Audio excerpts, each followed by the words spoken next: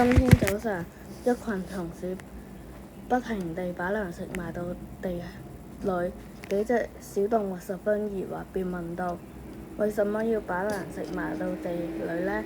小松鼠們默不作聲。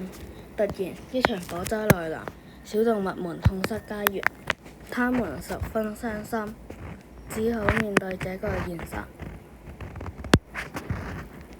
現在牠們十分飢餓，松鼠們十分擔心牠們。突然，牠們靈機一動，想到了什麼辦法一樣。原來是想起了以前埋到土地裏的食物。小動物們十分慚愧，